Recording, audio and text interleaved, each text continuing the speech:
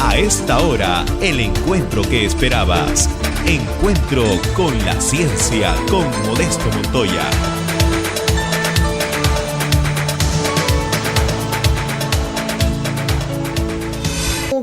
Je suis professeure à l'Université de Versailles, effectivement. Je fais ma recherche dans un laboratoire qui s'appelle le LATMOS, qui s'intéresse à l'étude des environnements terrestres et planétaires. Et aujourd'hui, je vais vous présenter ce que je fais en instrumentation l'instrument dont je suis responsable dans le cadre de la mission ExoMars.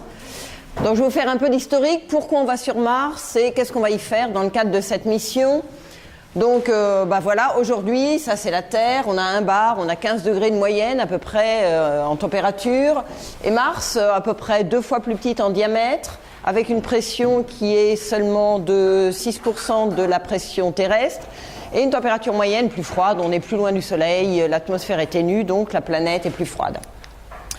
Donc la question c'est pourquoi on irait chercher de la Terre sur de la vie sur Mars. En fait la vraie question c'est plutôt pourquoi on pense qu'il y a pu avoir un jour un début de vie sur Mars. Donc voilà, Mars et la Terre aujourd'hui. Mars et la Terre, alors une vision d'artiste au moment de leur création. On connaît assez bien l'histoire de la Terre. En gros ça a commencé il y a à peu près 4,7 milliards d'années. On est ici. On sait qu'au départ, la surface était très chaude. On sait qu'il y a beaucoup d'eau liquide actuellement et on sait qu'il y a de l'eau liquide depuis très longtemps sur la Terre. Et puis, on est capable de dater l'apparition de la vie primitive avec des organismes monocellulaires, pluricellulaires et des organismes complexes. Alors, Mars, en parallèle, a commencé à peu près dans le même état que la Terre et actuellement dans un état très très différent et on connaît moins ce qu'il y a eu sur Mars. Donc, typiquement, surface chaude, maintenant on est froid et aride, et la question c'est qu'est-ce qui s'est passé au moment où la photosynthèse, donc la vie, apparaissait sur Terre. Ce qu'on pense actuellement, c'est que les conditions sur Terre étaient identiques sur Mars au moment où la vie est apparue sur Terre. Donc pourquoi elle ne serait pas apparue en même temps sur Mars, puisqu'on est 2 planètes assez proches avec des conditions de température-pression identiques. Donc voilà pourquoi on pense qu'il est possible qu'il y ait eu un début de vie sur Mars au moment où la vie apparaissait sur Terre. Donc aller sur Mars, c'est non seulement comprendre Mars, mais aussi c'est comprendre le passé de la Terre, et c'est très très intéressant. Le passé de la Terre sur Terre a été beaucoup détruit parce que du fait de l'activité humaine, sur Mars évidemment il y a eu assez peu d'activité en surface, et donc on pense qu'il y a des choses qui sont restées intactes, des traces qui ont été effacées sur Terre. Donc très rapidement, qu'est-ce qu'on a fait sur Mars? La première chose, c'est qu'on peut observer Mars de la Terre. Vous avez une photo de Mars vue de la Terre. Ça ressemble à une étoile, c'est pas une étoile, c'est un peu rougeâtre, et donc c'est Mars. Et puis on a commencé à observer télescope, Galilée, Huygens, qui commence à voir des choses. Alors ça c'est la réalité, ça c'est ce qu'il a dessiné, on n'est pas si loin. Il a quand même vu cette forme-là avec son télescope. Après, donc, il y a eu des cartographies, Cassini. Alors, le grand point clé, ça a été l'observation par Giovanni Schiaparelli, qui avait un télescope qui valait ce qu'il valait à l'époque, qui était plus puissant, plus perfectionné celui de ses prédécesseurs. Mais du coup, il a inventé, le télescope avait quand même des défauts, et il a tracé des tas de lignes en disant que il avait vu des canali en italien à la surface, et du coup la plupart des gens ont pensé canaux, ça veut dire activité humaine ou extraterrestre, et donc ça a été le début de l'âge d'or de la science-fiction martienne avec les petits hommes verts. Ok ? Plus sérieusement, depuis 65, on se rapproche de Mars. Donc qu'est-ce qu'on voit ? Le premier survol de Mars par Mariner 4, et qui montre finalement une photo comme ça, donc vue d'orbite, un passage, juste un survol. On voit des cratères et ça ressemble beaucoup à ce qu'on voit sur la Lune. 76, étape importante, on atterrit sur Mars, c'est les atterrisseurs Viking 1 et 2, et on voit des photos depuis le sol. Et donc effectivement, c'est toujours très sec, aride, et l'idée de trouver de la vie sur Mars disparaît à peu près. 97, on se déplace à la surface de Mars avec un rover, c'est l'habitude, on appelle comme ça les véhicules qui se déplacent à la surface de Mars. Là, on a l'atterrisseur et là un petit véhicule qui se déplace à la surface de Mars. Donc on se déplace et la conclusion de tout ça, eh bien, c'est qu'on n'a pas détecté de traces, ni depuis l'orbite, ni depuis la surface. Et donc en 2020, qu'est-ce qu'on va faire? ExoMars, la mission européenne russe, donc préparée par l'agence spatiale européenne, l'ESA, et l'agence spatiale russe Roscosmos, va regarder dans le sous-sol. Pourquoi dans le sous-sol? C'est parce qu'en surface, on sait que les radiations, les conditions de température et de pression, toute trace de vie aurait été très très oxydée et certainement aurait disparu. Donc on va aller chercher dans le sous-sol si on trouve des traces de vie. En fait, ce qu'on cherche, on ne cherche pas vraiment de la vie présente, même s'il y en a qui pensent qu'il est possible qu'il y ait de la vie à l'état de très primitive encore dans le sous-sol de Mars. Ce qu'on cherche surtout, c'est de la vie passée et l'habitabilité passée ou présente de Mars. Habitabilité, c'est un grand mot qui est très employé, qui s'intéresse non pas à la vie, mais aux conditions donc, et aux processus qui seraient nécessaires à faire apparaître et se développer et se maintenir la vie, alors la vie, une vie qu'on connaît sur Terre.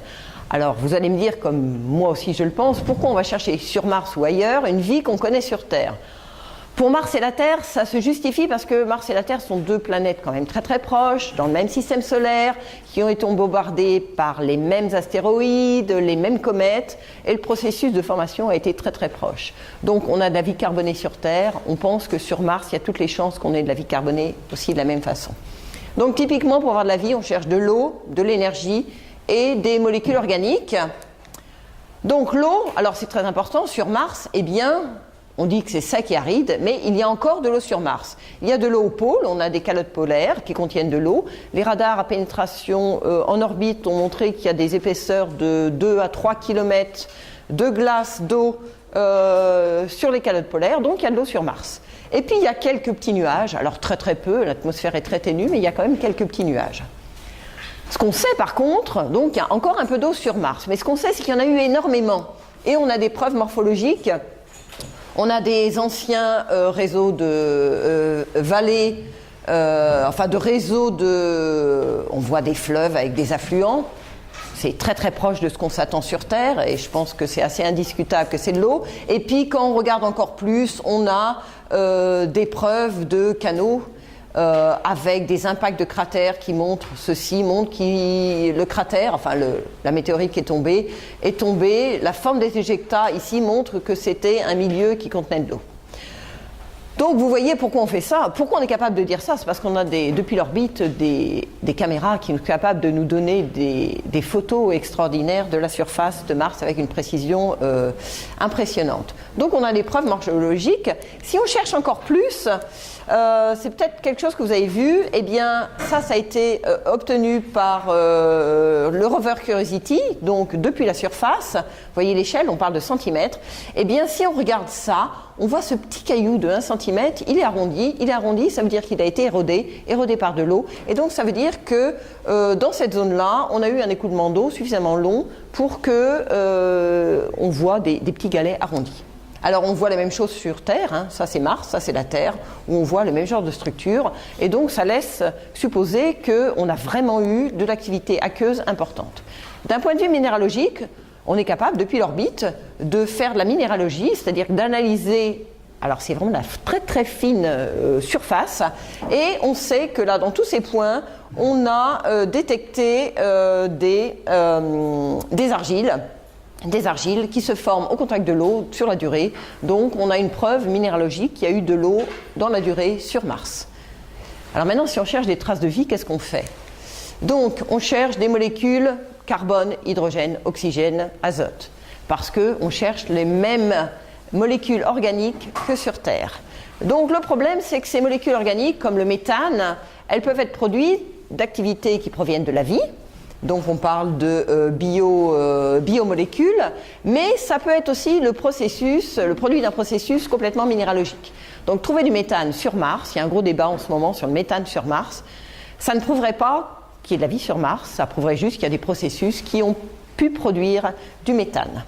Donc tous ces molécules organiques sont assez dégradées par des processus physiques, chimiques et même de l'activité bactériologique s'il y en avait à la surface de Mars. Donc finalement qu'est-ce qu'on cherche? Si on en trouve, on a des instruments sur ExoMars. Il y a des instruments qui sont capables de chercher des acides aminés, des protéines. Alors celles-ci, on sait qu'elles se dégradent très très rapidement après leur mort, enfin après la mort de l'organisme vivant. Donc si on en trouve, ça veut dire qu'il y a de la vie récente sur Mars. Les lipides, par contre, peuvent rester très stables pendant des millions d'années.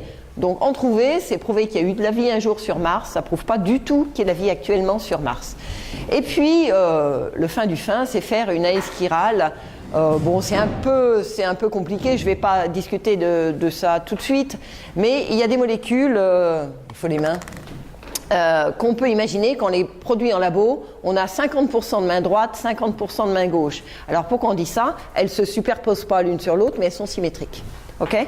Et eh bien, quand on regarde le corps humain, si on regarde par exemple la vitamine C qui est absorbée par le corps humain, c'est uniquement, je vais dire main droite, c'est peut-être main gauche, je ne sais pas laquelle. Ce qui veut dire que quand on fait de l'analyse chirale, donc savoir si on a des mains droites ou des mains gauches dans ces molécules organiques, si on a 50-50, on dit c'est un processus qui n'est pas biologique. Si on a un gros excès dans une chiralité par rapport à l'autre, ça veut dire qu'on a une grosse présomption du fait que ça provient d'êtres humains. Donc voilà ce qu'on fait. Alors avec un radar, puisque je vais vous parler d'un radar, on ne peut pas détecter les molécules. On voit quelque chose qui a de l'ordre de la taille de quelques centimètres. Donc ce qu'on pourrait imaginer de voir, si ça existait, ce sont des colonies de micro-organismes. Typiquement, là, je vous montre des photos de stromatolites actuellement vivants. Donc c'est des colonies de micro-organismes. La taille, c'est de l'ordre de quelques dizaines de centimètres. Et ce sont les mêmes choses qui sont fossilisées au Canada. On sait qu'elles datent de plus de 2 milliards d'années. Donc s'il y en avait sur Mars, avec mon radar, je pourrais les voir. Bien. La mission ExoMars, donc, on va essayer de répondre à toutes ces questions. Est-ce que Mars est habitable? Est-ce qu'elle l'a été? Est-ce qu'elle l'est toujours? Et est-ce qu'il y a eu des traces de vie passées? Et est-ce qu'on trouve des traces de vie éventuellement présentes? Donc on envoie un rover instrumenté sur Mars. Donc les objectifs de mission, c'est de chercher pour des traces de vie passées présentes, de s'intéresser à la présence d'eau dans le sous-sol, parce que la vie est très liée à l'eau.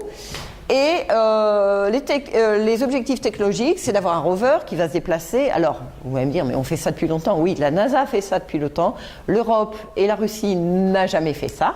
Donc, se déplacer à la surface de Mars. On a une foreuse qui va prélever des échantillons dans le sous-sol, donc jusqu'à 2 mètres de profondeur, pour essayer de trouver des échantillons qui ont été épargnés par les conditions arides et destructrices en surface. On prend des échantillons, on les prépare, on les distribue et on les analyse à l'intérieur du rover. Il n'y a pas de retour d'échantillons sur cette mission. Donc là, vous avez le rover avec tous les instruments, donc je ne vais pas les détailler dans le cadre de mon exposé. Moi, je vais vous parler de WISDOM. WISDOM, c'est le radar dont je suis responsable. Donc, WISDOM, c'est un acronyme pour Water Ice Subsurface Deposit Observation on Mars. Bon, on a fait un effort pour trouver quelque chose qui était mignon. Donc, c'est un radar qui va donc sonder le sous-sol peu profond de Mars sur quelques mètres pour voir si le site est intéressant et puis guider le prélèvement d'échantillons fait par la foreuse. Donc on va étudier et caractériser le sous-sol avant forage, donc c'est une opération non destructrice. On va essayer de comprendre en 3D, parce que les caméras voient la surface, nous on va voir ce qu'il y a dans le sous-sol. Donc tout ça combiné, ça va nous donner une explication plus complète de l'histoire géologique du site d'atterrissage. On va s'intéresser à l'eau. L'eau, c'est quelque chose avec un radar. L'eau liquide, c'est très très réfléchissant. Donc il y a des traces d'eau liquide parce que dans la journée, ça fond un peu, parce qu'on a du sel, malgré les températures froides, on peut éventuellement avoir un petit peu de traces d'eau liquide. On sera capable de le voir. Donc un petit schéma pour montrer comment ça se passe. En gros, voilà, on est là, sur le rover. Voilà, on envoie des ondes qui nous dévoilent ce qui se passe. Et donc, que va faire la mission? On va faire, qui me parlait de Raman tout à l'heure, avec des instruments comme le Raman, on va analyser cet affleurement de roches. pour voir s'il est intéressant potentiellement ou pas. Mais on sait que là, on ne pourra pas trouver de traces de molécules non détruites. Donc, après, on va dire, ben voilà, cet affleurement, on le retrouve ici à 1,50 m de profondeur. Donc, c'est là qu'on va prélever un échantillon qui sera analysé dans le rover. Et puis, bien entendu, on va guider la foreuse, à savoir éviter les endroits où il y a des cailloux, en disant bah, c'est pas là qu'on va forer. On devrait avoir accès à la stratigraphie pour bien comprendre l'histoire du site étudié. Ok, donc typiquement, ça c'était un petit sketch, ça c'est des vraies photos, ben, c'est la même que je vous ai montré tout à l'heure. On voit ici cet outcrop, cet affleurement rocheux qui s'enfonce dans le sol. Donc nous, ce qui va nous intéresser, c'est de le retrouver quelques mètres plus loin, à une certaine profondeur, pour aller prélever des échantillons avec la foreuse à cet endroit-là. Donc cet instrument Wisdom, c'est un radar polarimétrique, c'est-à-dire que dans une même configuration géométrique, il peut faire plusieurs mesures en changeant les caractéristiques de l'onde électromagnétique émise et reçue, qui va permettre de caractériser de façon fine les structures qui réfléchissent le signal. On s'attend à des performances, donc une résolution verticale de quelques centimètres, ce qui nous permet, s'il y a des couches de quelques centimètres d'épaisseur, de les distinguer. Ça nous permet aussi de voir des objets, on va dire des roches ou des inclusions de quelques centimètres de dimension. On pénètre jusqu'à 3 mètres de profondeur, ça dépend du milieu. Hein. Si on va sur un glacier à Chamonix, la profondeur de pénétration dans la glace est très facile, donc on atteint facilement 10-20 mètres de profondeur. Dans un environnement rocheux et peu homogène, on vise à quelques mètres de profondeur. Et puis, le radar va faire des sondages au fur et à mesure que le rover se déplace pour construire au final des profils verticaux, une espèce de coupe verticale du sous-sol qui nous permettra, après interprétation, de comprendre la géologie de l'endroit qui nous intéresse. Et puis, quand on sera autour d'un point d'intérêt, on va faire un espèce de petit serpent comme ça pour avoir accès à la structure, cette fois-ci, non seulement en profil, mais une collection de profils qui va nous permettre de reconstituer une structure en 3D du sous-sol. Alors, construire un instrument qui part dans le spatial, c'est pas facile parce qu'on a des tas de contraintes, des performances, la fiabilité, le fait qu'on se confronte à des ressources très limitées, en masse, en volume, en puissance, et même en volume de données qu'on va pouvoir redescendre sur Terre, ce qui est un peu bizarre, parce qu'on a l'impression qu'on envoie un instrument sur Mars, c'est pour avoir le plus possible de données. Le problème, c'est que les communications font que c'est limité, donc on est limité en tout ça. Le gros problème pour un radar, c'est d'être capable de trouver une position correcte pour les antennes, qui sont assez volumineuses et puis qui sont perturbées par tout ce qu'il y a autour. Et puis aussi le point auquel on se heurte sur Mars, c'est la protection planétaire. On a des collègues, alors par nous, qui vont chercher des traces biologiques de vie sur Mars, en prélevant des échantillons, les analysant sur place. Il est clair qu'il ne faut pas qu'on amène nos propres traces de vie terrestre. Donc on envoie des instruments qui sont propres, ça c'est toujours le cas du spatial, mais stériles. C'est-à-dire qu'on les stérilise pour être sûr qu'on ne va pas amener de vie qui perturberait les mesures de nos collègues. Et aussi, en deuxième temps, si on pense qu'il y a de la vie sur Mars, on ne veut pas non plus amener de la vie qui pourrait, arrivant sur Mars, se développer, même s'il y a peu de chance, et potentiellement mettre en danger la propre faune, flore martienne, comme on a fait quand même en Australie en amenant nos mammifères. Donc tout ça, c'est les contraintes auxquelles il faut tenir. Typiquement, je vous donne un exemple. En 2004, au moment où notre radar a été sélectionné pour partir sur Mars, voilà la taille des antennes qu'on avait, voilà la taille des antennes que, au bout de 10 ans, on a réussi à faire, beaucoup plus petites, évidemment, moins volumineuses. Pour l'électronique, eh bien, le premier modèle de Wisdom, c'est ça, faisait à peu près 20 kg, ressemblait à ça. Ça, c'était un deuxième modèle, un peu plus petit, qui faisait une quinzaine de kilos. Et ce qu'on envoie sur Mars, c'est ça, et qui fait ça, plus antenne, plus les câbles, ça fait 1,5 kg. Donc, pour vous dire qu'on fait un gros travail de miniaturisation. Voilà, on travaille proprement.